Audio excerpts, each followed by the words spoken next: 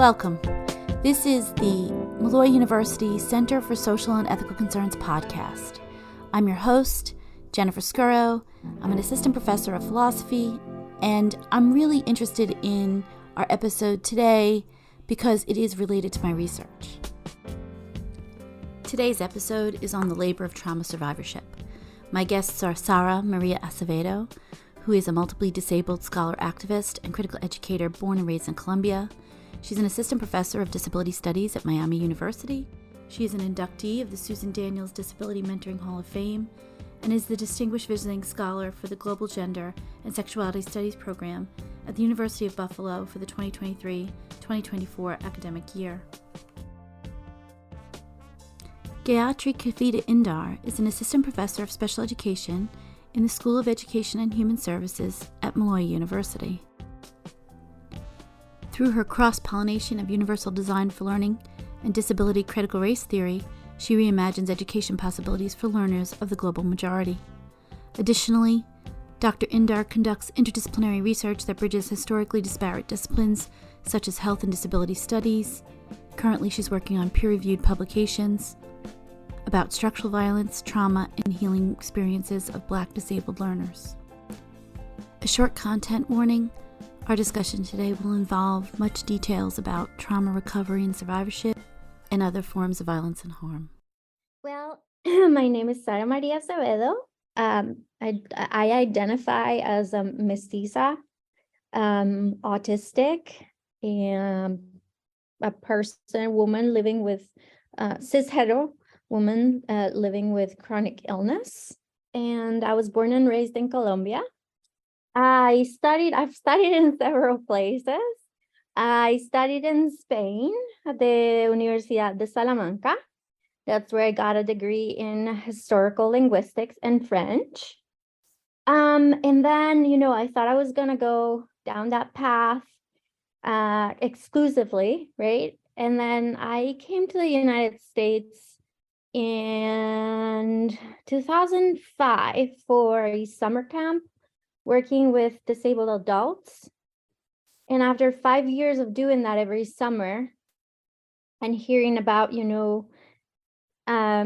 disabled people's history and the disability rights movement and stuff, I decided to just, do it justice, to the practice and, learning about disabled people's history from disabled people themselves, and to seek, a graduate degree in disability studies. And I applied to a bunch of places, including the UK and Australia. And I got into Queensland in a university in Australia, and I got into Temple University.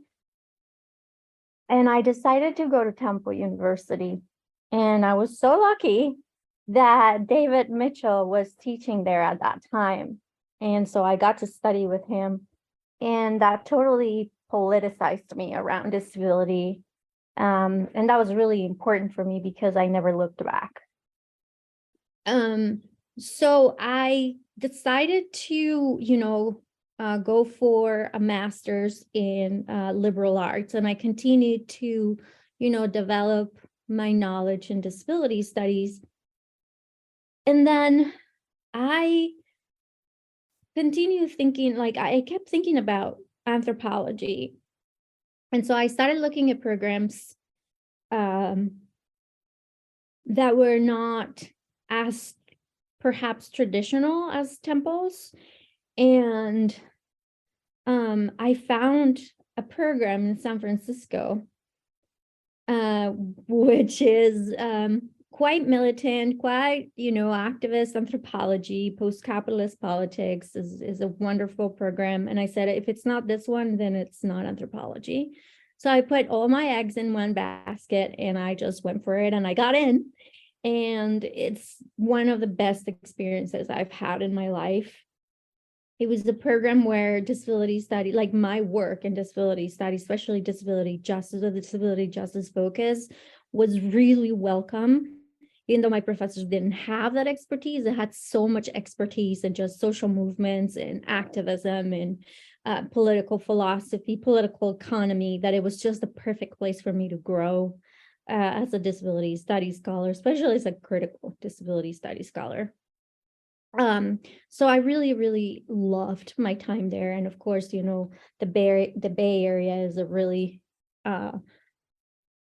exceptional place of disability activism. And it was just really a wonderful place for me to develop those connections and share space and organizing and all of these other wonderful things with various disability communities.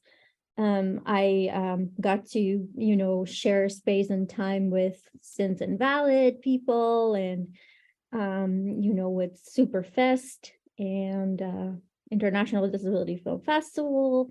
I got to be a judge for 3 years. Even when I left the Bay, I came back for a year to do that. And I became really close with the judges, and one of them, Karen Nakamura, who has been, one of my dear mentors and friends. And I have a very like the Bay Area and just the culture and everything that happened there, has a big place in my heart, and especially around disability politics and disability justice. And then I'm an immigrant, and so I've always lived in the United States. Like the 12 years that I've been here, most of the time I've lived on a student visa, which is quite a difficult experience, and I'm not going to say I'm not privileged, because that's also a very privileged experience. So I'm going to say that I always think about lateral privilege when someone taught me about lateral privilege, and sort of like the complexity of that identity, and the doors that it opens, and what you can do with it, and what you can lever, and also what the confusion that you feel when you have so many doors open, but also how many doors are closed to you, and that's something that only right? As something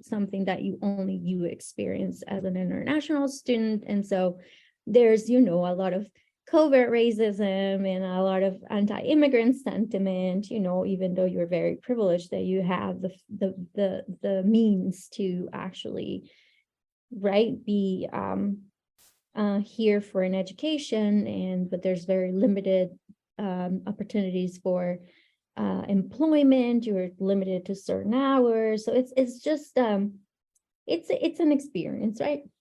And so I survived on a student visa for many years, until I finished my Ph.D. at the California Institute of Integral Studies, at this program that I was telling you about, Anthropology and Social Change. I had a wonderful dissertation committee. I was just so lucky, because I've heard so many horror stories. I was really lucky. I had Targo Mesba and Andre Gubacic and Mutombo Mapanya. And then I had, I was so very lucky to have Dr. Nirmala Edeveles be my external committee member. So that was definitely a very, very wonderful experience.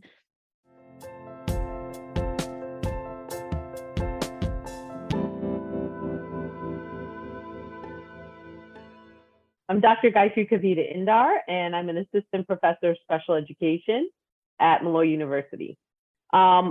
What I started looking at when I began my dissertation was I was very interested in special education disproportionality and why it continued to persist despite decades of interventions and reframing.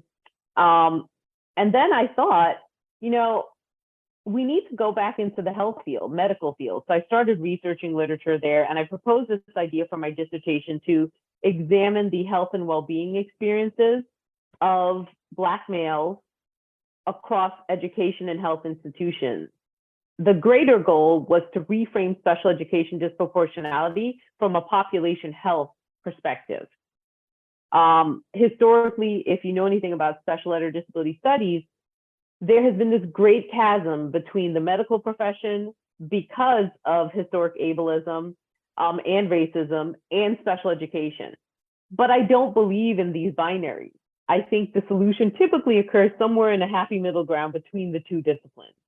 We don't have to take, we always have choice. We don't have to take everything from the medical profession that was ableist. We can take what we want and we can combine it with what we have in special education that is working. So in my exploration, I thought when I did my dissertation, I was going to talk about, well, what is your health insurance access like? How are your conversations with your doctor? How about the school nurse? Do your teachers talk about your health and well-being? And I explored all dimensions, mental, physical, emotional. What I didn't expect to find is that as I did my data analysis, I found that underlying all of the experiences, whether they were racist, whether they were ableist across health or education, was trauma. Trauma was the unifying thread across everybody's experience. And neither system, health or education, special education, disability, none of them explored trauma as the origin of these needs they were trying to treat, cure, mitigate, however they viewed their role. And so I finished my dissertation because I needed to graduate. And then I said, all right, now what I really want to do is come back to my data and take a different approach to it. And so like you, I fell into trauma by accident. You know, like I didn't intend to do it because of my own personal experience with trauma. I tried my best to avoid entering anything related to trauma. I was like, that is not for me. I'm going to avoid, and then I landed in it anyway. And so the past few years, I have spent time embracing the ways that these narratives of trauma and counter narratives of trauma have impacted the lives of learners across systems. I don't believe learning is just for education. I understand that's where we relegate it, but learning occurs across all our systems. Whether you're a patient in a healthcare system, you are a doctor in a healthcare system, you are a teacher in education, a student in education, we should all be actively learning from each other. So my main goal at this point is really to frame the types of violence that's causing this trauma and also understand the healing experiences. So a look at narratives and counter narratives of violence and healing and how these are really built into a dialectical exchange with each other. You know, you can't have healing without some level of violence. So I can't just ignore the violence aspect. So I try to get a balance of both. You're in education, a student in education, we should all be actively learning from each other. I really believe trauma-informed care has to take on an intersectional lens, particularly in places like America. I think both the trauma occurring and the results of that trauma are mitigated by gender, class, race, okay, and sexuality. And these are things that have to be considered in both the cause of trauma and the results of trauma. I also think that because there's such a cultural context to trauma, trauma doesn't happen in isolation. Trauma happens to individuals built within various levels of systems, whether it's your family system, your neighborhood system, your school system, your health system. There are multiple systems at play when individuals experience trauma, particularly those that experience trauma, but they are never really quite able to heal from it. And so it's really PTSD or CPTSD that results from it. Systems are very much so at play. So I really think while I understand the need for psychological and psychiatric purposes to have an individual focus on healing, I think the conversation needs to be much larger. It needs to be a systemic conversation and put less onus on the individual. If the trauma didn't occur in isolation, why would we expect someone to heal effectively in isolation? It takes a systematic approach to trauma healing to really make leaps and bounds within individuals trying to heal from their trauma past. So some examples of that are, I like to think about work cultures, school cultures, healthcare cultures, and are they really trauma informed on a systemic level? Or are they putting in place very nice ideas that they expect individuals to capture who work within their system, practitioners, providers, but they don't actually hold the system accountable for providing the supports to heal. I think it has become a little too commonplace to accept that systems damage, but systems are not required to heal. If we understand our systems can do damage onto bodies, particularly Black and brown bodies, then why should we not have a greater onus on the systems to repair those damages?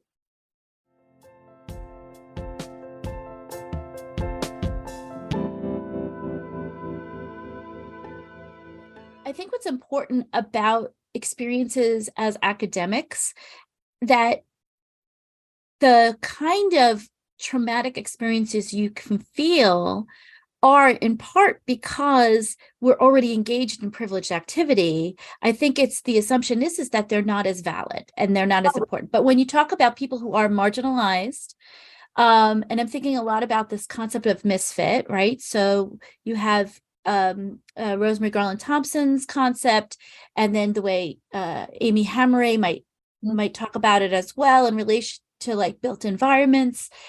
And I think it is really important as a kind of touchstone point for the kind of work we're doing. So to be part of the podcast, you and I are working on a book project together on the intersection of trauma and disability. Yes. Right. And this episode's called The Labor of Trauma or Survivorship. And I think that's where we've been most aligned in our different approaches. As a philosopher, and I took a very traditional route through academia, but misfitting in different kinds of ways. Obviously, I didn't have the same kind of threat of displacement that kind of can build itself into your sense of self in the world, right? So there's and you and I have talked a little bit about the very complicated ways in which disability as independent of trauma is a really important and valid conversation to be having, but how much it's also neglected the conversation about trauma. And within trauma and trauma studies work, even critical trauma studies, it's a lack of the literature in disability studies scholarship, Right. that's effective there. So we see a lot of the kind of like psychotherapeutic Yes. aspects, the clinical aspects, and some of the things that you deal with as a disability scholar in a non-disability program, being housed by non-disability programs, is that you get positioned as a kind of feature of the discipline, Right. but not really kind of like what I call baked into the bread. What gets baked into the bread is the ableism. Yes. And I talk to my students a lot about that. Students in education, students in healthcare, and a lot of ways in which in my disability and ethics course, I'll talk about the ethical issues, but then as an extension of that in related to their service work or professional life, how very complicated it gets, even for them in the ways in which they might become disabled or in the ways in which the work they do through vicarious trauma really might be an extension of whatever service work they want to do in trauma mitigation or trauma alleviation. They want to help people in need. They end up carrying over that labor into their professional life. And I think like a disability and ethics course, especially one that's trauma informed, has been my labor of love in trying to give them equipment and toolkits. But the literature is lacking. So this is why I love this time with you, because I feel like every time we talk, we get a little bit more insight into how to better connect those two spheres. And I do think the quality of displacement in your experience in particular, I think is one of those intersections that are really important to kind of work out. Oh my goodness, I have to pause for a second because the image right now is Coco's nose, right? Are you listening to me? This is delightful. I really appreciate that. I think we should also integrate a discussion about Coco and how important that is in how we are able to kind of really do the labor of being in the world, in a world that can be so hostile and misfitting on us. And really, I always think of like this chafing effect of what happens when you keep having to show up and you do this in your everyday practice when you keep having to show up and you keep getting punished for it. Like, Yeah, you know, you can only punished for it. strategize so much before whatever prophylactic measures you take really are constantly in failure. And some of that, I think, is a kind of injury that we sustain.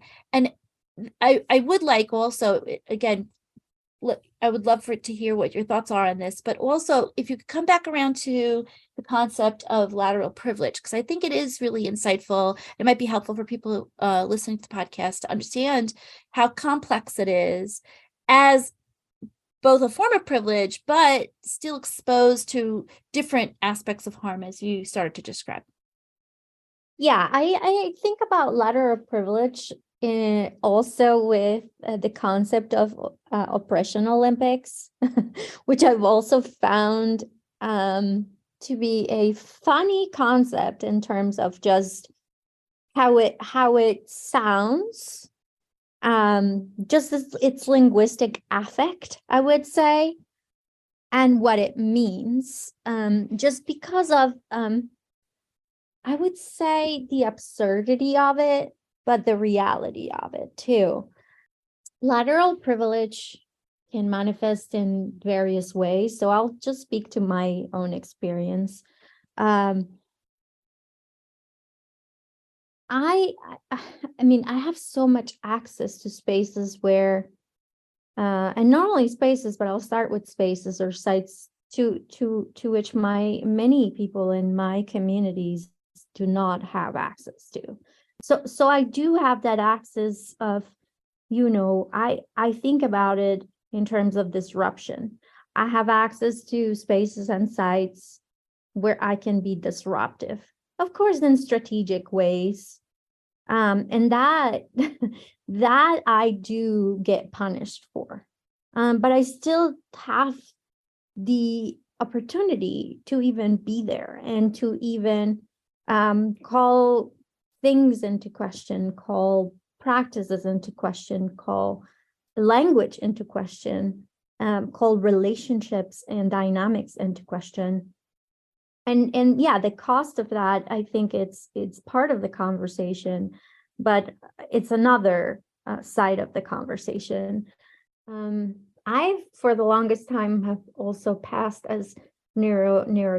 I don't really like the distinction between neurodivergent, neurotypical, because I just don't believe in binaries.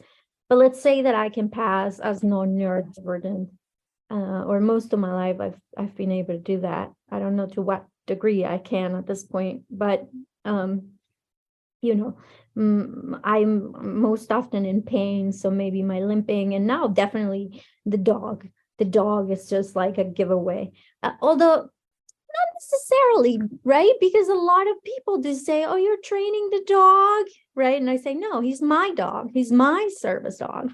But you can see, right? You can see all the degrees and levels of privilege that I hold.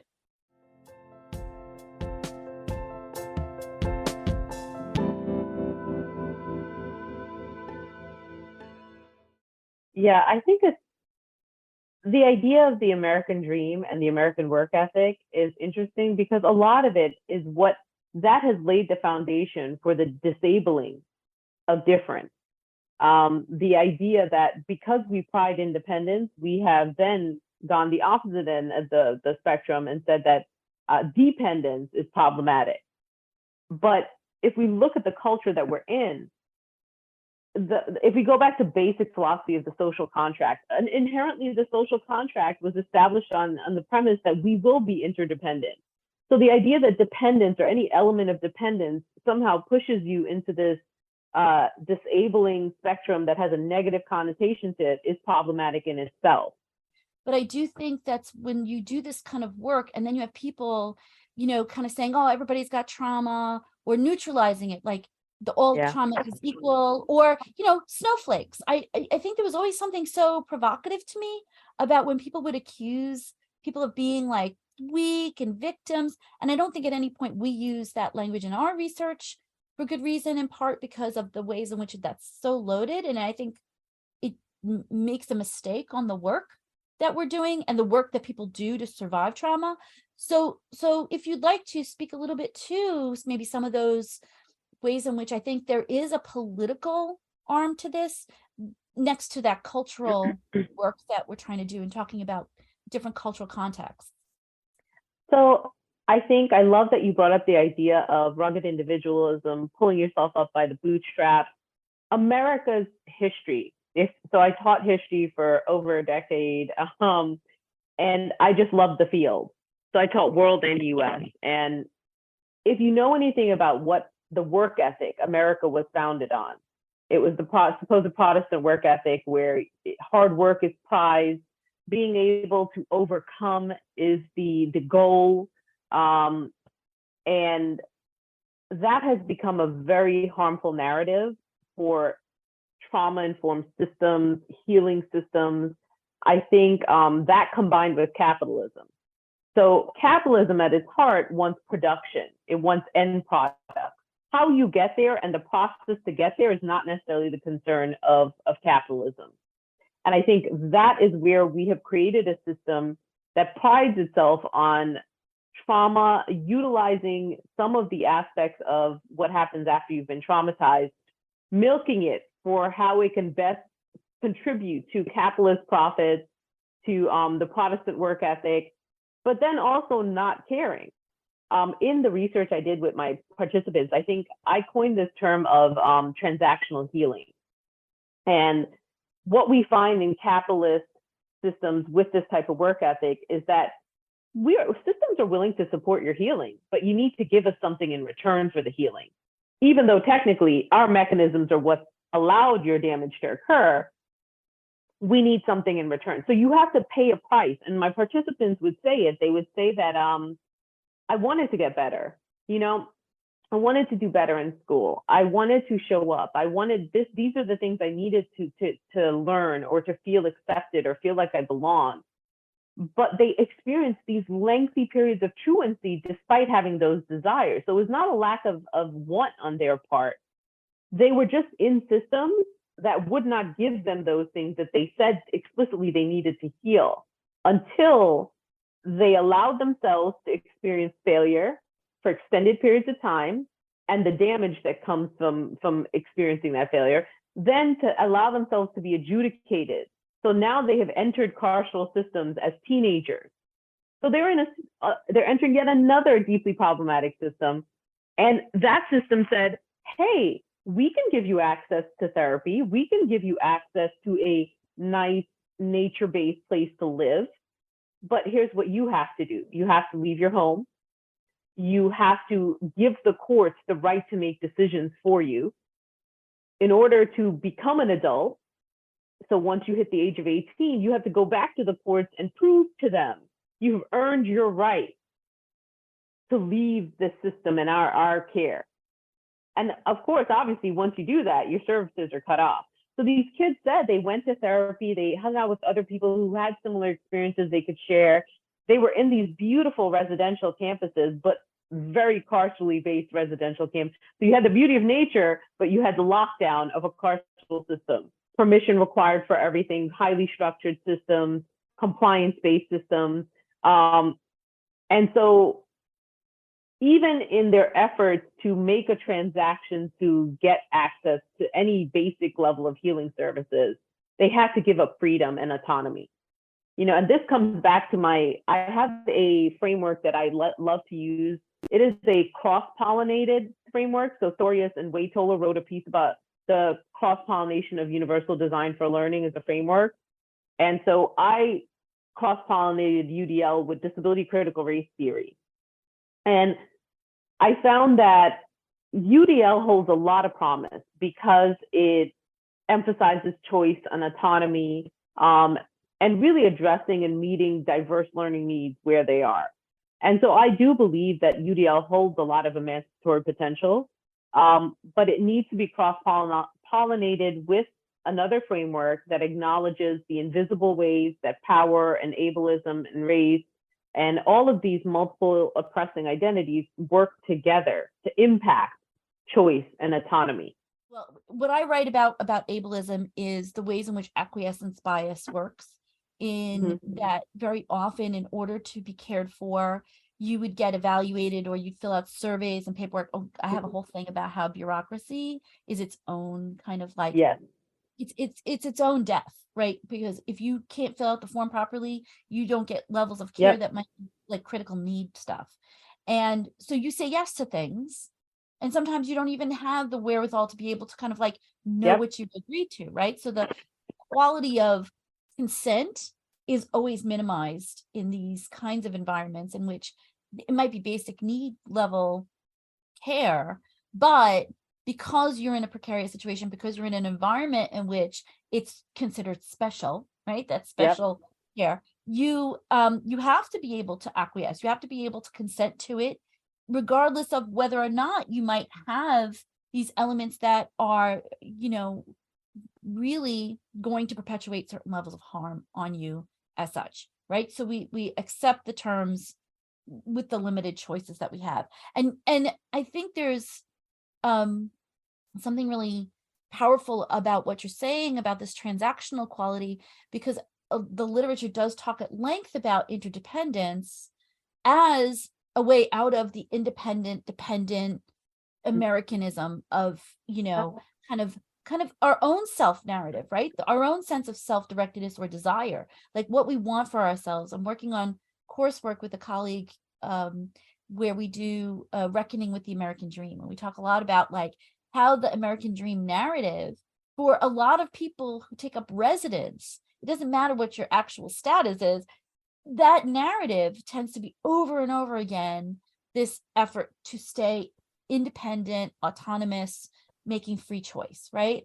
But the deceptive quality of all of those, desires is that the dream is kind of nightmarish, that Yeah. it becomes a kind of fixation on impossibilities, and really the idea of communal care, the kind of idea that interdependence becomes such a wealth of resources that you don't have to be either or. Either you agree to the terms of our care, or you're going to be left with no care. And interdependence as a concept, as a wish, to want to be interdependent, to want to have your care community, a strong, loving care community as a goal, as an investment, as a social or political investment.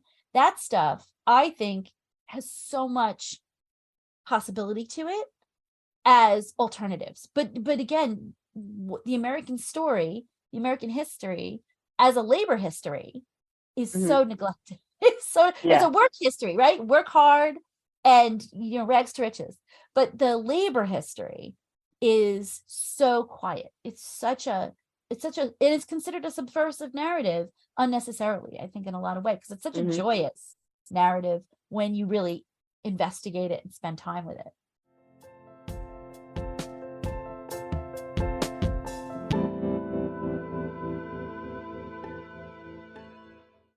Care delivery, when it is systematized, when it is some kind of public or privatized mechanism, cultural mechanism, it really can be the smallest, what is it, the Princess and the Pea, the smallest of harms does the maximum damage.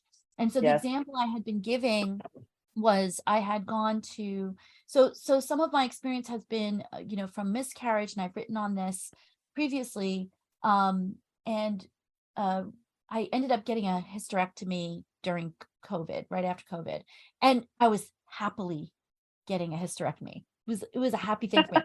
But I was on the maternity ward, recovering and in isolation.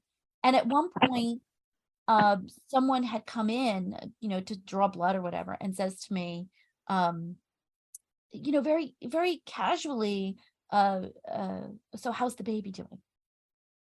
And I said to myself, had I been anyone else, it would have been such harm on me to like say such a thing, like it would have been unthinkable.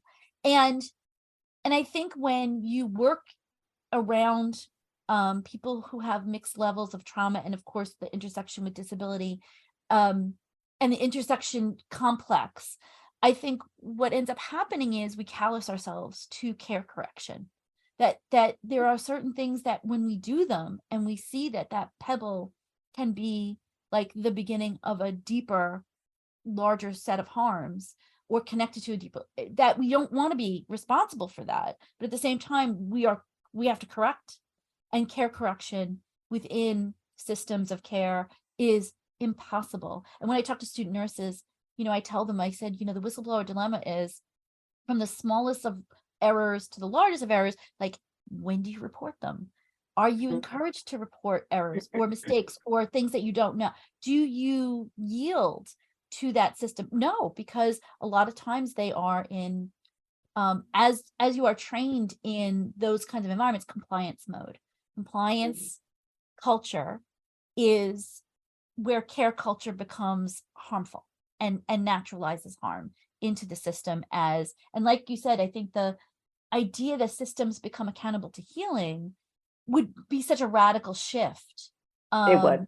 in accountability, right? So in the ways in which a service professional or service provider would think of themselves as accountable in whatever profession they are. So I really, this is so helpful too, because I think the intention here is conversations that can be instructive for not people necessarily that are trauma survivors directly, but also people who want to care for those who survive trauma, right? How do we do best by them? How do we do right by them?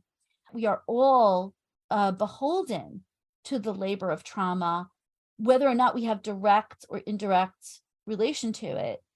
There's a moral injunction in that I think is worth defending.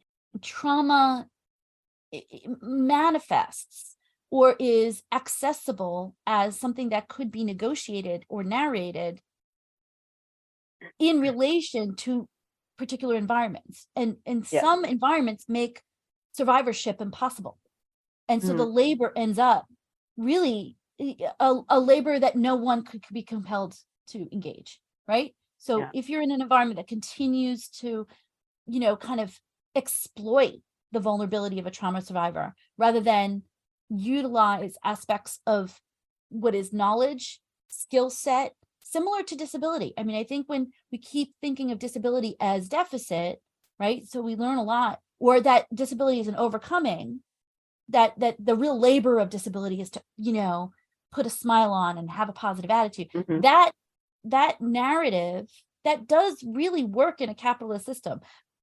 Yes. People love a smiling, dutiful person, especially if it can keep that inspiration porn going, right? Like, oh, good job. See, anybody can overcome anything.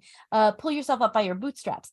I do think that the way in which trauma-informed practices have been showing up in different ways have started to draw from the wrong resources. And so they don't maintain the critical mechanism enough to be able to kind of think of themselves as care correction systems, right? So trauma-informed care as a form of care correction, rather than something like another technique to employ, right?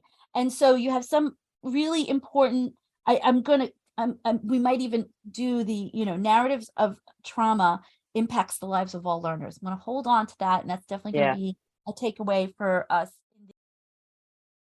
I think there's an expectation that people with childhood trauma leave childhood, enter adulthood, and somehow that cutoff, this arbitrary cutoff at the age of 18, the age of 21, somehow indicates that trauma has passed and trauma has been healed, and systems no longer need to accommodate or serve these individuals.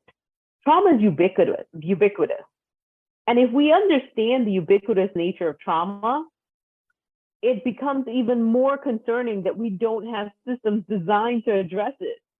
Most systems are meant to prove to themselves that they work. Any policy, programs, practices embedded in systems, for the most part, are meant to be self-preservation mechanisms.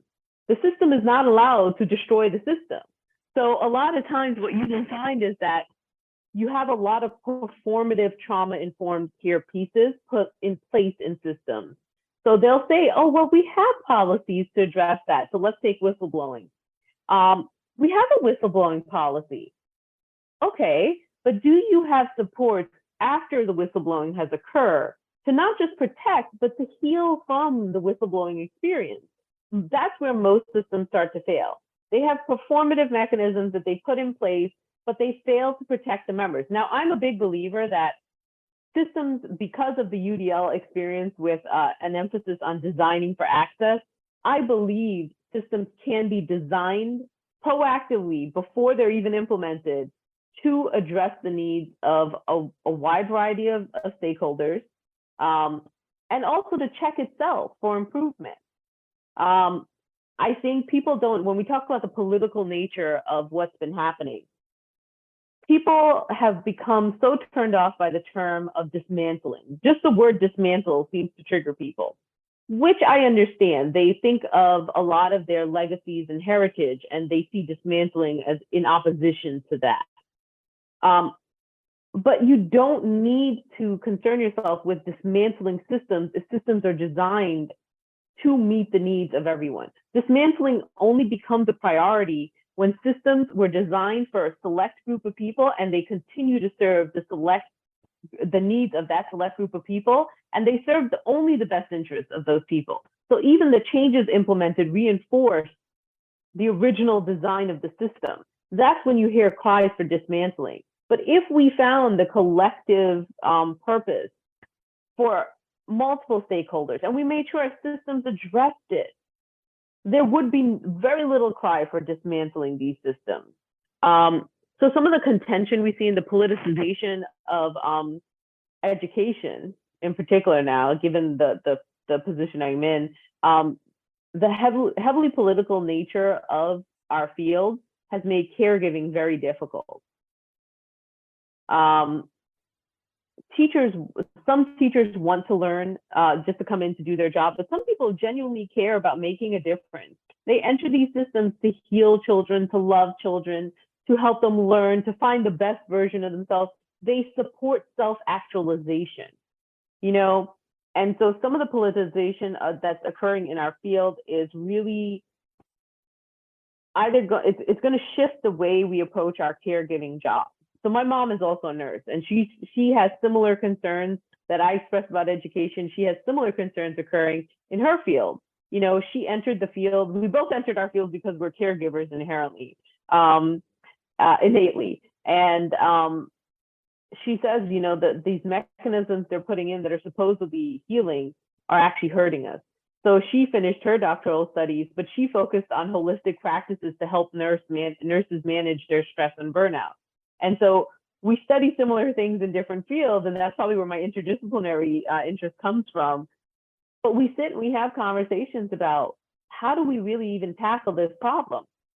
You know, the cost is too high for some groups to access care to healing. And what it does is it traps them back into intergenerational cycles of poverty, intergenerational cycles of trauma. They're re-traumatized by entering systems that promise to help them heal, and then it gets perpetuated to another generation. I also think we need to lose the idea that trauma-informed care has an end goal where we are healed. I prefer healing as an act, like a process that's always enacted, as opposed to a past tense term like healed. Because I have found, as a trauma survivor myself, I have found that there's rarely an endpoint to healing. Once you have experienced certain levels and consistency of trauma, healing is a continuous process. It is not necessarily to meet societal goals of toxic positivity, smile on your face, positive attitude. I think a lot of what we find is that healing is really meant to help you find comfort in yourself, acceptance, and it's a day-to-day process for me. When I engage in healing, I understand this is a lifelong commitment. Healing is my marriage. You know, I'm single, but healing is my partner and my lifelong partner. There is no divorcing from healing. There's no annulment from it. It is something I have to consciously and actively engage in every day. I have to choose it. I think when we think about trauma in particular, though, we have a lot of emphasis on acceptable trauma and unacceptable trauma. And I think this is where the complexity of our culture and our society comes into play. I've often found that, you know, when we speak about trauma or PTSD in relation to veterans, because they served the country, they perpetuated the mission of the nation, it is acceptable, even though their care is lacking also. Despite this great sacrifice, their care is severely lacking. So I think it's so interesting to see that trauma is considered acceptable. But PTSD from things like sexual violence, war violence, domestic violence, child abuse, there is a limit to what society will tolerate. I find that somehow the legal age of 18, legal age of 21, that becomes your cutoff. Like, okay, you figured it out. All right, enter the world as an adult and, do the best you can. And, there's no reason for us to support you at this point. There are certain cultures that are more collective oriented, less about the individual survival and thriving. Collective cultures will emphasize that we care for these people. We care for those who, may be struggling in a moment.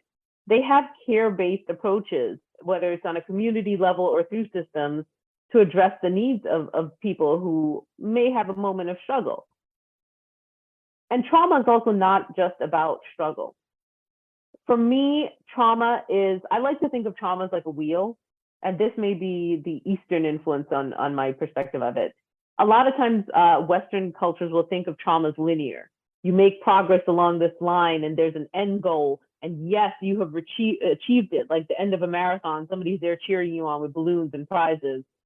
But I found that trauma is more like a circle with multiple dimensions built into it. You have emotional regulation, physical regulation, clarity of thinking, intellectual sharpness that day. And each day, it's like water just fills at different levels in each of these columns, and that's how I see it. Healing for me is that for the most part, all my levels are relatively even and stable. There's not a lot of fluctuation happening. But that's what healing looks like for me. I don't think there's an end goal where I will ever come to you one day and say, I am healed. This is the best version of myself. But it bothers me that systems don't support that. And it comes back to work environments. So we talk about a lot about K through 12. We like to keep trauma in convenient spaces. I find that we like to keep trauma where the conversations are easiest to be had. War trauma. We can talk about that. These people committed themselves to service, and so we owe them something, things like that. And then we have the Veterans Affairs to supposedly provide them with adequate service, even though I can tell you they're not. Then we have K through 12 trauma, but we like these places where roles are clearly defined. I can come in as the healer. You can be the victim that needs to be healed. I find that trauma is a comfortable conversation where power dynamics are quite comfortable. There's an inferior, superior, an expert, a novice. And in those spheres, that's where we're comfortable having it. But I find that the conversation around trauma gets very contentious when it's spaces where, workplaces in particular, where everyone is an adult. Everyone should have autonomy. Everyone should have voice. Everyone should have choice. And yet engaging in a conversation around trauma brings up a lot of underlying issues within workplace context.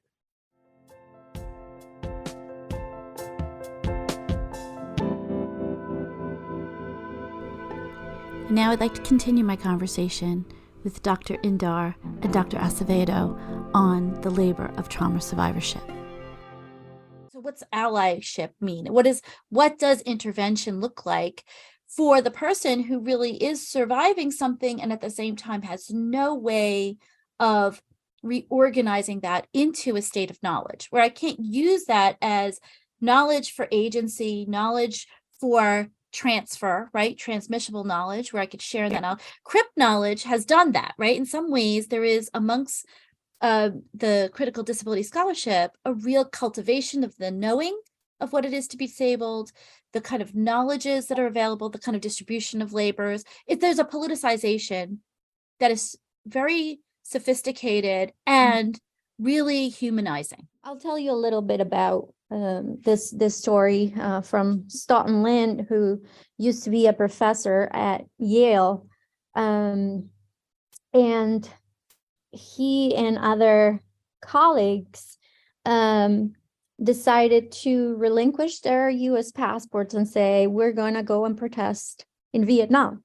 And so knowingly, right? They said, if we go there, we know without US passports, we know that we're going to be incarcerated, most likely. And they did. They were incarcerated. And when they came back to the United States, they all lost their Yale positions as professors. And so this whole idea of how much are you willing to sacrifice for the struggle? Like, how much are you really performing, and how much are you really actually accompanying people in their struggles? So again, what is really the redistribution of privilege that you're talking about here, right? And so then after that, Stoughton became a lawyer, and with his wife Alice, they just dedicated the rest of their lives to working with prisoners. And as a part of a class that I had in anthropology and social change at CIS, we worked with Stoughton and Alice on the Pelican Bay, the hunger strikes at that time. And what we learned about was accompaniment. And there's another version of accompaniment, which is accomplishment, right? And so it is about dismantling the structures that reproduce oppression at every level, intersecting oppressions, structural and systemic oppression. Whereas allyship, right, is in more than one way performative. So it is useful because I claim it. I am an ally. And to what degree claiming allyship as an identity is really contributing to a struggle as opposed to contributing to creating an identity, forged on benevolence. And so it is really an identity of convenience and an identity of I am not willing to sacrifice my privilege or the things that I have or the things that I am for a struggle. So I will go as far as it could harm me. And so I'm not willing to sacrifice any of that. So in terms of that redistribution of privilege that we're discussing, there is no reciprocity. There is no reciprocity. So I do teach my students all of this. That was not part of the class originally as I inherited it. But if I'm going to talk about disability justice, which was not part of the class either, because the whole class was built on disability rights, frameworks, and recognition and legislation and policy, if I'm going to talk about disability justice, which is what I'm going to do invariably everywhere and everything that I do, I'm going to talk about accomplishment and accompaniment, which comes from liberation theology, accompaniment, actually. And it was, adopted by Stoughton and his comrades in the struggle. Then I'm going to talk about these different ways of actually dismantling systems of oppression. The problem with a lot of the trauma discourses is the prioritization of whose trauma counts, and how white feminism has done not such a great job in things like self-care discourses. Self-care becomes yoga and scented candles, and not this radical strategy emerging out of Audre Lorde and the Black feminist movement. As we identify it as a site of potential labor, and who's doing the labor, how the labor is done, in what context we do the labor, but the insight of how trauma has to be a contained conversation in convenient spaces is, I think, part of that manipulation. And what that does is it continues to create performative care. But within trauma care, it is survivorship still. There is this very isolated set of mechanisms, therapeutics, medicalization. There's not even a rights advocacy. And at most, sometimes I can think maybe with trauma, it might be, some of the Me Too movement has some elements of like taking a kind of trauma and politicizing it. It got activated in ways that were kind of novel. They were very much new cultural discourse, even though the people doing it had been around for quite a while. And so I think this is a really also such a helpful way of thinking about the kind of poverty of care when it comes to trauma survivorship. There's really so much of the labor is on the survivor. Yeah, and it makes me think about, now that you mentioned poverty, I've been working with poverty studies scholarship to think about redistribution of wealth in terms of redistribution of knowledge production when thinking about neurodivergent scholars and writers. That redistribution of wealth, translating that into redistribution of knowledge production, which, the majority of research on poverty is conducted by researchers in the global north. And so translating that into the majority of writing about neurodivergence is done by non-neurodivergent people. Thinking in terms of clinicians, right? And so how in the research review and publication process, our writing becomes pathological and non-publishable and needs to be, prostheticized and cured and all of these things through a process of review that is certainly more rigorous, let's say, than other writers. And the same happens with poverty studies, right? Scholars in the global south then need to adapt to a Anglo-centric, ethnocentric way of writing in order to be understood and legible.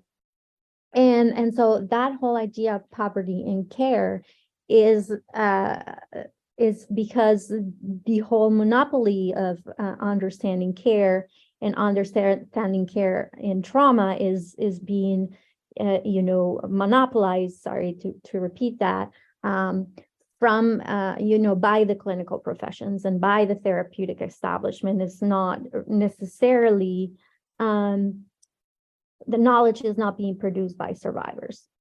Because there's a disempowerment, right? You are disempowered, you are not well to produce your own knowledge, or you produce the knowledge, but it's not necessarily legitimized because it comes from someone who is unwell, which is, very akin to disability and epistemology in our world is precious knowledge, and it's liberating knowledge, and it's collectivizing knowledge, but in the mainstream is absolutely delegitimized and treated as, peripheral knowledge, which to us is, as Mitchell and Snyder argue, this peripheral embodiment is actually a site of liberation. This move away from the center is ostracization from the perspective of the mainstream, but to us is actually collective liberation.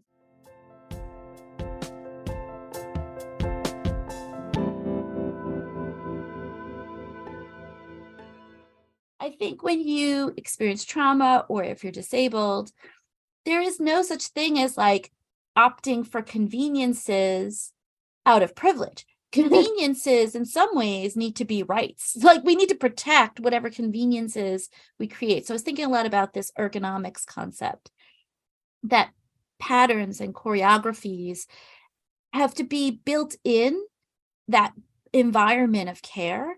So that like certain kinds, and this is where I've been thinking a lot about that idea of access is love and access intimacy as an essential lifeline for the ways in which the society makes us precarious and exposes us to trauma, or takes where we might identify as disabled or struggle with chronic illness, and then all of a sudden kind of just kind of really accelerates whatever labors come with that kind of, survivorship. And the ability for us to maybe, again, politicize the idea of accommodation, not in the sense of like compliance culture, but these kinds of ideas of loving accommodations or humane accommodations, like this idea of like creature comfort as being essential to care. Yeah. Times in which I can be silent as part of my experience, or I don't have to explain myself in survivorship, right? There are times in which you just want to kind of like have people know that this is like something I can't do, and I don't want to have to explain, like I don't want to do it either because I'm already doing all this other stuff that you can't see. So all that invisible labor, when you have access intimacy, the invisible labor is accounted for. So that way there's no performative requirement. Really reminds me, and I do attribute it to Shada Cafe, the idea of comfort as political, creep kinship. So I do want to mention that. I invited Shada to one of my classes, and the first thing that Shada did was talk about comfort. What gives you comfort? And I thought that was just amazing. Is there a blanket? Is there a mug? Is there a preferred tea? And I know the students really valued that and appreciated that. And I know that acquires a lot of political value that they do not necessarily read as political. So I wanted to mention that. So I think one of the things that we are actually hovering over, which is really, really important to emphasize, is when we create systems of care that depend on demonstrating evidence of need, that it's the dangerous game. And this comes back to Skurtik's point about systems reinforcing that they are functioning well. The idea that in order for disability, in order for trauma and things like this to exist, you need a binary understanding. You need the functional and the dysfunctional. You need those who are able-bodied and those who are perceived to be deficient. If you don't have that binary, the system starts to fall apart. It doesn't make sense anymore. And so that's why I think you have people engaging in these transactional healing processes, because the system, even when it's willing to serve some sort of support, it still can't let itself be vulnerable. So it says, you have to hit rock bottom. You have to show deficiency, reinforce this binary of you're deficient, you're dysfunctional, in order for me to help you, to service you. And I don't believe in that. Special education is notorious for this. In order to be considered and eligible, a lot of times these students have to demonstrate a history of failure. That history of failure in itself is traumatizing to children. It does not set up a learner to embrace supports and embrace interventions and embrace anything that might help them heal, And so the requirements of our systems are detrimental to healing. The idea that you have to be in crisis, you have to hit rock bottom. And you mentioned it earlier, which was that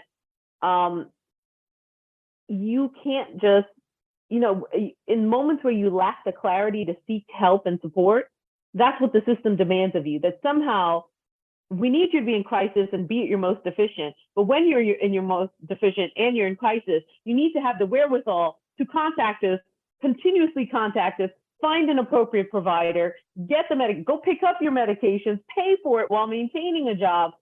So even our expectations are unrealistic given what we know in the literature. The research tells us what happens to individuals when we are in crisis, when we are triggered traumatically. And this idea of high functioning, when we look at trauma literature, and this has always been a problem for me, when we look at trauma literature tells you there are some of us who thrive on hyper-independence, perfectionism. Like, these are characteristics of our trauma. And this is where that capitalism system will take those who exhibit those characteristics, and it will milk them for all they're worth. Oh, you like perfectionism. Oh, you like working hard. You like doing this, and that's how you manage your trauma. Come into my system. Let me use that a little bit. And so this idea that we're making research-driven decisions is not accurate. The research shows us that these personality types exist these characteristics are dominant for some trauma survivors, and yet we still require crisis and deficiency as the marker of the need for support. Sometimes the need for support, the need for healing, then is exhibited as some of our most quote unquote successful versions of people. You know, it's a lot of the inspiration porn. You know, a lot of times you see it with disability, but for trauma survivors, there's a lot of inspiration porn out there. A lot of it is occupied by white feminists who have co-opted the idea of trauma as marketable, profitable, monetized stories. But the same stories told by Black and brown bodies, people from the global majority, are not embraced that way. At the moment, you can't get a book published, you can't get an article published. And so these systems are not set up. And it's coming back to the idea of whose trauma matters, whose trauma voice should be prioritized in the narratives being told in our spaces. It is very difficult to publish something as someone of the global majority that is narrative based, that is more qualitative oriented, because my story doesn't have weight to it. It is not but here's the thing, the system designed us that way. The system didn't design my story to be the exception amongst people who look like me. Trauma is so common amongst people who look like me. You look at the data, it says, particularly with youth, brown and Black youth will report higher levels of exposure to trauma throughout their life, which then impacts their life trajectory. And yet, we continue to make choices. And some of that is us in academia. We also need to hold ourselves accountable, publishers, some of these spaces. How inclusive are we really? You know, how much are we really allowing these narratives to be told? Yeah, that's where also I think I found some resource. It's limited, but I'm enjoying it. Is Adrienne Marie Brown's Pleasure Activism. Like it's a good example of how there's this alternative set of tools and options that aren't canned in a way that it is motivated by this kind of like marketplace of ideas model, but it is something like a calling in of like, you know, the love that is already there in trauma survivors who do want to survive. And I think when you are told over and over again and invalidated in your trauma, you quiet, I'm an anxious person, you use all the special qualities, the fawning, the freezing, the flight, the fight, you know, we use the catalog of coping mechanisms and strategies that never really begin. They only bury the lead, you know. And I think if we treat like we do disability as a form of knowledge, as an epistemology, trauma and trauma survivorship, the labor of it is its own epistemology. And we have not really invested in researching and like finding evidence for what that knowledge could yield, what a knower, when you know and you in the know. And that's the solidarity that I think comes from trauma survivors, no matter the trauma being different, but the surviving the trauma being a site of real deeper, you know, emotive and even sometimes affective solidarity, where it is really like you feel seen, you know, you feel heard, you feel like then you can pick up the ball if people leave it for you in a way that is accessible to you. And the de-shaming of a lot of the work of trauma is part of it, but sometimes it has to be in conditions in which that validation has been most ignored, right? So in other words, when you do have the people who are closest to you doing the work of invalidating, that's, I think, the most labor intensive, when it is the parent or the loved one who, you know, is the one that's not really giving you that care. And then what, again, that devilish exchange of having to then look for resources from a public source that may, especially the people are paid to care. And of course, it'll never be anything close to the tenderness that one really needs to begin to trust that the care is valid. And again, the performative aspects are on the scene at every turn with the stigma attached around trauma survivorship. And again, it doesn't have to really do it verbally. Most of this is a nonverbal or affective quality. The concern over the free rider problem is what adds such a complex failed system, right? So that like the worry about the person who's posing or pretending, the person who's exploiting or taking advantage of the system, again, the racialized, gendered baggage that comes with the free rider problem, and the mythology of the free rider problem. I think that special education is special and extra, right? So the high functioning versus, whatever low functioning is, they are cooperative myths around this idea that somehow productivity is the only validation you need in this country to labor. Like, as long as your labor is related to productivity, not to survivorship, you're not a free rider. And that's why anything having to do with basic need or basic welfare becomes this defense or this like you have to explain yourself. Well, why do you need it, right? And I think that shaming that comes with why would you need more? Why would you spend money on that if you don't have money for that? And again, poverty becomes then also a really key mechanism in this, in that disabled people are more likely to become impoverished and live at the poverty line or below it. The degree to which trauma survivorship is perceived as expensive, obesity, you brought that up, excellent, because I think of Roxane Gay's work about the bad feminist, and this idea of being obese in a society and seen as a parasite, and not really seeing that her embodiment is an embodiment of trauma. She is embodied trauma, and she narrates it over and over again, like, I am this way as my protect, so I could be alive and live in this world that already can't stand me, and I'll be by myself if I have to, but I want to be here, So a lot of people don't, because I've read across the disciplines, so I have a few proposals currently being reviewed. One of them is a proposal about how a trauma background changes the way we interact with digital technology. We make a lot of assumptions about the generations of people because they are considered digital natives. What I found is, I did a case study with a young Black man, and he said, the way he interacts with digital technology changes, and he doesn't make the connection, but I can see the connection. Any sort of social media based digital technology, he refused to engage with it because it was the algorithms of these tools, these social tools, reminded him of his trauma. It sent him, do you know these family, it would give him family members that triggered his trauma. It would remind him of the absence of those family members, seeing postings. So, but he loved hardware.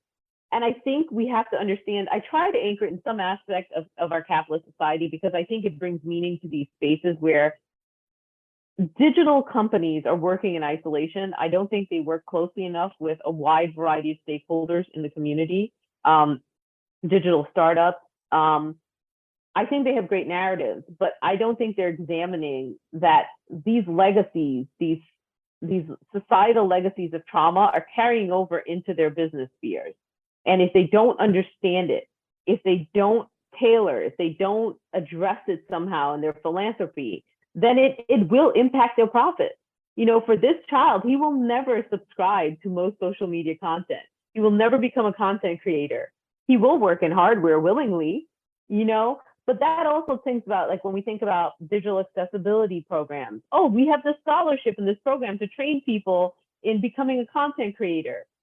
But do you understand who you're going to attract, because of the nature of content creation and the social aspect of it? Digital spheres just add another dimension to some of what we're already doing. And I think I want to bring awareness to that. The health community, same concept. When I was doing the research for my dissertation originally, a lot of the foundation came from population health, and that there's a series of reports that are released called the Healthy People Report. They started in the 70s, it was under a different name then, and then every decade they produce these reports. And if you know Nadine Burke's work on ACEs, if you know Kaiser Permanente, if you understand the foundation of ACEs, it all came from obesity. They couldn't understand why every decade they did this study, American lifespan was just getting shorter and shorter, and they couldn't. So they were like, all right. So the next report said it's obesity, hypertension, these lists of things most of us have heard. And then they said, no, but that's not it. So the next decade, what they found was it was the trauma underlying these conditions. These were just symptoms and representations. So these things we blame people for, physical appearance like obesity, hair loss, acne, any of these things that we judge as aesthetic choices, like you have control over that. You can just fix that. It's not though. This comes deeper. That is an example of us not supporting healing. If we had healing systems in place, some of these things people critique others for heavily, they may actually have more choice in it. But when you look at, so the ACEs study was interesting. They found all these women who were obese and they couldn't understand why. So they put them on this program, very regimented. They lost the weight. And then they found that when they followed up, most of the women gained the weight back. And what they found was it wasn't that it was this great, like you needed this magnificent program for weight management and some drugs and whatnot and therapy. What they found is that trauma underlied the weight gain. So like when they looked at the weight gain, women, it was protective for them. The weight gain kept unsafe people away from them. It's how they protected themselves during childhood. The chronic stress of the trauma they experienced also created conditions with insulin, with hormonal management. So a lot of these hormonal regulation issues, which medicine keeps hoping to find causal relationships. And I'm like, when you look at complex issues, at best you'll get correlation, but you won't get causation. But it's why I like ACEs. It's why I like some of these. Those are the studies I'll pull from health and medicine because they indicate the complexity of the issues. Whether they actually advocate for it or not is different, but what I pull from it is the complexity of the situation, how we're not holding our systems accountable for addressing these issues before they become even more problematic. I think as a trauma survivor, I found it was so disheartening to read the literature, and I'm pretty sure this is why I avoided the field for such a long time, about what the likely life outcomes are for people who've experienced trauma. And they didn't even discuss chronic trauma or toxic stress. They just discussed what I would consider acute episodic traumas in life that were unmitigated. So you had something happen, but no one ever intervened to help you heal. But for people who are born into trauma, who live in trauma all through their developmental years, trauma is a core part of your identity. So traditional therapies don't work for us. You have legacies of this in your generations. It's post-colonial trauma combined with the generational trauma. And I think systems don't understand this. And I think the fact that the DSM has PTSD, which I know they redefine, but they don't have CPTSD. I can tell you as someone with CPTSD, it's different than PTSD. CPTSD, because it's chronic and complex, there was no moment in your life where you had an identity removed from your trauma. And so your identity is deeply wrapped up in your trauma. So you're telling me to heal, I have to remove my trauma. But to remove my trauma is to remove a core part of who I am, And so you see this a lot with people with disabilities when they argue about, you can't, like if you think about people versus identity first language, so individual with disability, disabled individual, individual disabled, you remove the disability from the person like it's this appendage. Whereas disabled person, it's a core part of your identity. Whether society decides it accepted, that's on them. But I feel the same way about trauma. Trauma, when you have complex PTSD, chronic PTSD, meaning the trauma has been ongoing and it's all you grew up with in your key developmental years, to remove trauma or to heal from trauma means finding a new identity for myself. And I feel like a lot of even Bessel van der Kolk's work, that's what's missing from it. He doesn't understand that it is not something to be fixed or this. You would literally take a portion of myself and remove it. And I now, as an adult, have to go find a new identity. That means all the life choices I've made up until my career choices, my school choices, education, personal relationships, they were founded on an identity I'll no longer own. So how do I come to grips with that? All that labor of becoming who I am, earned labor. Yep.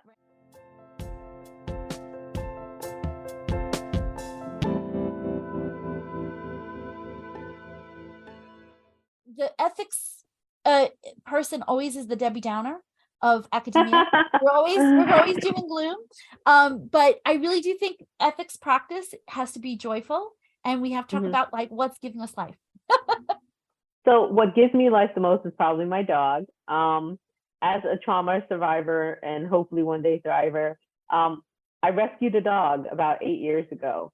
And I think if you have experience with various forms of therapy and different approaches to trying to heal trauma, I think animals have probably been the best source of healing for me. I think animals do things that humans at this point in our society don't have the capacity to do. They provide you with unconditional love. They teach you about forgiveness. They teach you about caring outside of yourself. I found my dog to be an amazing source of biofeedback because I know she reacts to shifts in my, emotions and hormones.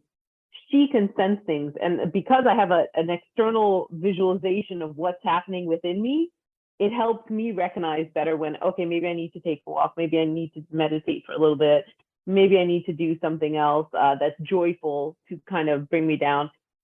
But I think it's so interesting. There's been a growth in programs of like, I know Yale has a study about classroom pets in New York City public schools, which I love. I love any program. There are programs in urban areas like Compton where they do equine-based programs for kids who've experienced trauma. I love the prison pet programs where a lot of times they will take inmates. And if you look at our prison system, there's so many people, it's the greatest source is trauma and mental illness. Many are there because of that. And so to have these animal-based healing programs, I love it. Inmates get to keep animals with them. They are training them, of course. They are learning an animal control skill set. But at the same time, you have this source of great healing that they may not have had access to before, or no one maybe ever taught them like, hey, this might help you. So that is my greatest source of joy, my dog. You'd never know from her face, but there. And I grew up without pets and stuff. So she's my first animal, and I love her to pieces. She also helps me with a lot of like that, maintaining my levels in that little circle I have. She helps me with that because having her near gives me a sense of safety and security and regulation that I think is very underrated in our society. The promise of animals is my big thing. If I could spend my life on a farm with animals in a sanctuary, that's what I would do. Unfortunately, that doesn't pay the bills well, and I'm not a big like social content creator. But one of the things I find helps my educators understand is that when you communicate with animals, because you don't speak the same language, I find that having educators work with animals is so integral. And many of my kids, I'll always ask them when we start the semester, like, how many do you have animals? Show me pictures, come in, give me the videos, because I want them to understand. I'll bring it back to their animals to say, how do you get that point across to a dog when they don't speak to you? I'm like, a lot of the contextual nature of communication, the social aspects, how physical distance, like these minor components change the way communication is received and the way we express communication. I find animals are probably the best practice for it. It's kind of like that language barrier encourages you to work on some of the other things that you need to convey care and love. I think another component we need to think about with trauma-informed care, though, is that there is an intellectual and emotional and a physical component to trauma care, and you can't neglect any one. It has to be a holistic approach to healing. I know my own trauma past, and you will find that in a lot of the health literature, any exposure to chronic trauma, and you see it a lot in Black and brown bodies because of the consistent racialized trauma they face, it leads to higher rates, lower lifespans, higher rates of chronic health conditions. And until systems acknowledge that some of these chronic conditions are not individual, they don't pathologize the individual nature of it, like you are obese because of this. You are, you have these autoimmune conditions because they just developed. A lot of it is coming from not having trauma-informed healing systems. When we don't have healing systems in place, so this is my pitch to all the capitalists.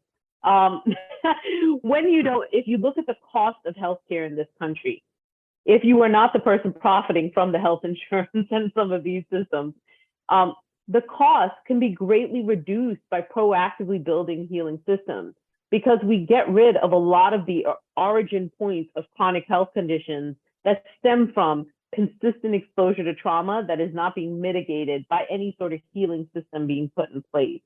So I think we really need to think about, in education, we call it wraparound services. We need adult wraparound services, and we don't need them to only be an option for people who are in crisis. Healing, the access to healing needs to begin much earlier than crisis point.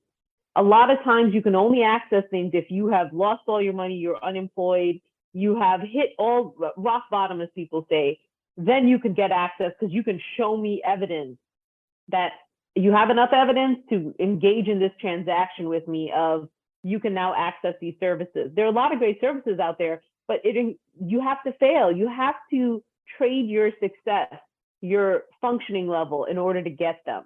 And that's highly problematic. I think another source of joy for me, when I hit rough moments within my practice, because I understand that K-12 special education, highly problematic also. And I exist within that sphere as I train future special educators.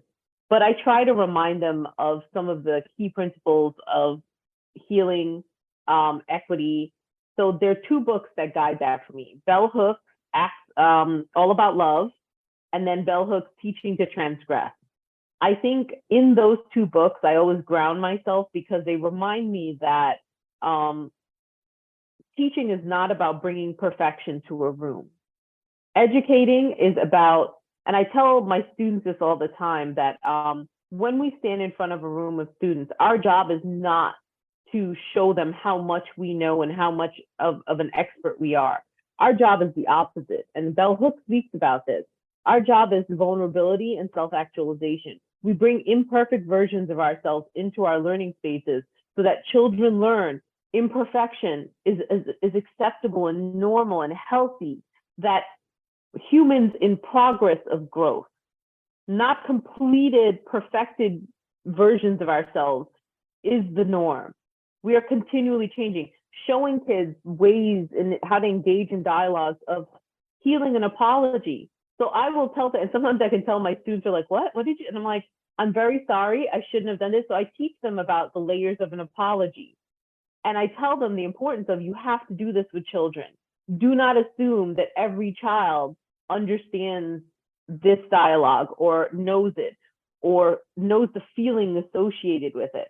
So a lot of what I teach my future teachers is some of the soft skills they need. But in addition to teaching them, and I'm a big believer, you have to practice what you preach. I practice it in my room. So in my classroom, I tell the kids, my practice is transparent. If you have a question why I do something, you ask me, I will answer it. If I do something wrong, I will say sorry. If I need a little grace, I'll say, hey, I need a little grace. And I tell them explicitly, I don't expect people to just pull this and infer this. I tell them, I will say, I want you to embody what we do in here. Because when you talk to teachers, most of them teach the way they were taught. And so I want to make sure that I am teaching in a way that I hope that they will teach one day. Because I can't just read articles about it. I can't just do activities around it. I can't just, teach it to them, or else I become part of the problematic system that I often critique. So I'm a big believer in holding myself accountable. And that brings me, believe it or not, holding myself accountable brings me joy, because it keeps me humble. It keeps me healing. And I find it really helps me build that relational nature of care providing profession. Like, what does it take to build relationships?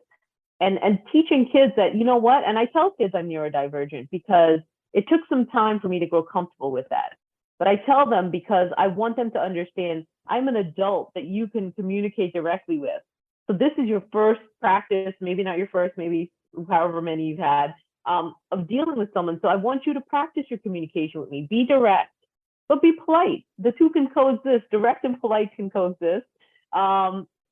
Direct and angry is okay too. If we come back later and we're like, you know what, I had a moment, I'm sorry. teaching them about blank slates and forgiveness, I find those two books by bell hooks are probably the most instrumental to being a sound and healthy educator, and also producing sound and healthy educators. So my friend, I'm so grateful for our time. Do you want to mention a couple, 2-3 things? I don't want to take too much. Things that you're reading, things that you're seeing, things that you're doing that are just making you very happy. Yes, I have to obviously, thank you for all you did to teach me so many things when we were together at Miami, and that capstone class that we designed together just taught me so much about, especially the cohorts within courses. That just totally transformed my teaching and did so much for students that it's just incredible transformation in the classroom, and I have you to thank for that. So I'm just really grateful for that, and just for the experience to just be together in that, which wasn't an easy thing to design, and just how much I learned from you. And I always learn from you, and just as a friend, just thank you. So I am Giving Me Life is the grant that I received from the Four Foundations Disability Rights Program to continue with my neurodivergent culture and activism. The long-term goal of that project is to create a neurodivergent cultural hub. A center, right, that I'm envisioning will be both a virtual and a physical space, or spaces, or pop-ups, or I'm still trying to figure that out with my partners. And so I'm working with 7 partner organizations at the moment.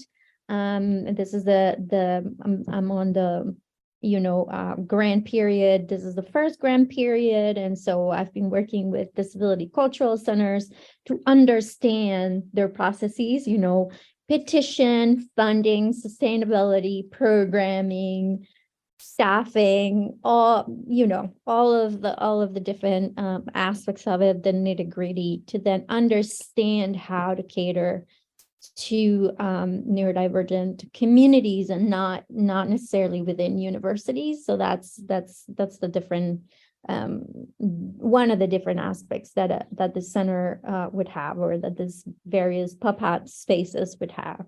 So that's giving me life. I'm really, really appreciative to the Ford Foundation Disability Rights Program for this support, and for believing in this work. What am I reading? So I am absolutely in love with this book, 2 books that I really want to own immediately. All right. So the first one is called, and I have some PD funds, so I might just Writing Neoliberal Values, Rhetorical Connectivities, and Globalized Capitalism, So in Love, by Rachel C. Reitner.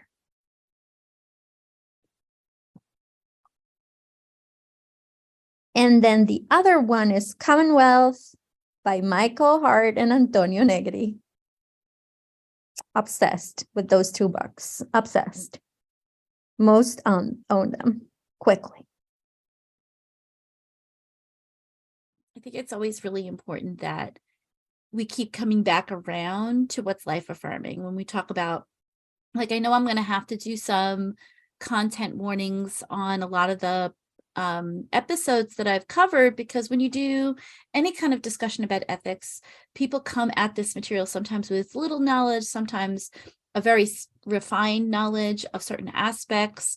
Sometimes it's a kind of knowledge that's I call it the privilege that's not a privilege. You have, and if you know, and if you don't know, you don't know, that the kind of ways in which those knowledges are sometimes both the source of a kind of suffering and alienation, and sometimes they're really, but there's such, like you said, rich ground for liberation.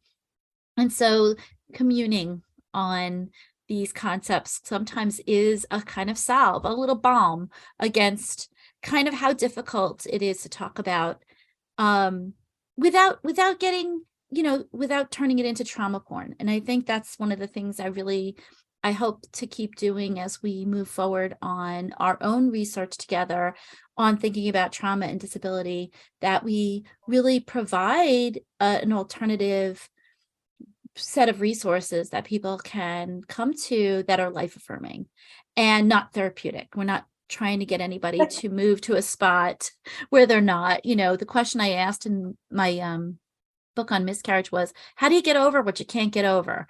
And I just keep coming back to that. I'm like, you don't. This is what my the director of my dissertation would say, Targil Mesbah. Thematize it. Thematize it. You have an issue with Freud, which I do, and I did. Thematize it, that's part of the chapter that I wrote for Neurofutures. Thematize it. So I want to thematize the idea in me that wants to heal the trauma. I do. And I want to thematize that because it's contradictory to the politicization of it. Not necessarily, I am not sure. I'm just saying I don't want to hurt the way I'm hurting, while at the same time not wanting to pathologize. Can there be a healing that's not pathological? Can it be liberation rather than healing? I'm just wondering. So thematizing it has been a strategy that I've learned from Targil. And I just want to think about it with you because it's important to, mostly because of the somatic consequences. Thinking with Mitchell and Snyder once again, reclaiming the body in disability studies. Like, we can't politicize, but setting the body aside once again would be a mistake, especially now with new materialism and lively materiality and all of this, Schuldrich and all of these, psychosocial and postmodern, and then, new materialism, just thinking about with the body, and not setting it aside, right? Without pathologizing it. I think it's really important. Understanding that trauma is in the body, mind, in the body, mind. While politicizing how trauma exists at the interstices. It's something that we have to think through together and with others, of course. Yeah. And I think that was also why we partially are designing the book as conversations. Some of those conversations is essential to the work of maybe setting up right questions for where we are with it. I remember one of our conversations where you're like, I want to preserve the visceral quality. Yes, the visceral quality, and that's the matter in it. Like, what's the matter in it, right? So I want to. I love that you threw in such the most insightful little nugget at the very end of our time, because this I hope is a teaser. People are going to want the book from us. I think this is what's going to happen. People are going to hear this question, but the role that the somatics plays. You have a concept in body minds. I have a concept of enmemberment that comes out of our scholarship that we're going to try to really lay out as productively as we can in setting up this kind of response to the question of the problem of healing as it's been attached to strategies of overcoming and narratives of disembodiment. Absolutely, disembodiment and social model misuses of the social model too, which very much attached to clinicians and professionals too. So I'm just let's keep thinking. This is just fascinating. I'm also jazzed.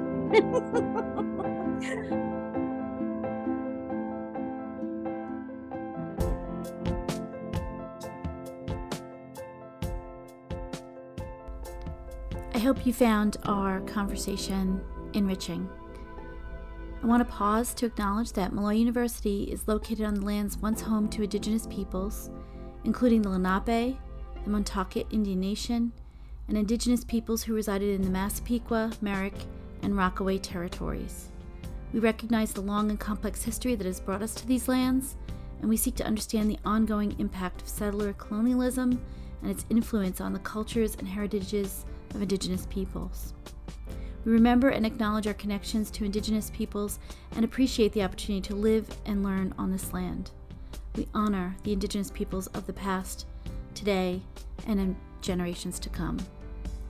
I would also like to thank my guests today, Sara and Kavita, and our student production interns, Jenna Torini, Natalie Peralta, our student editorial interns, Kyle Aramiscus and Joe Maffetone. Much thanks goes to Kim Geary and Liz Mandrakia for their administrative and promotional support of the podcast, and the Office of the Dean of the School of Arts and Sciences and the Faculty of the Philosophy Department at Molloy. I appreciate all of the help and assistance.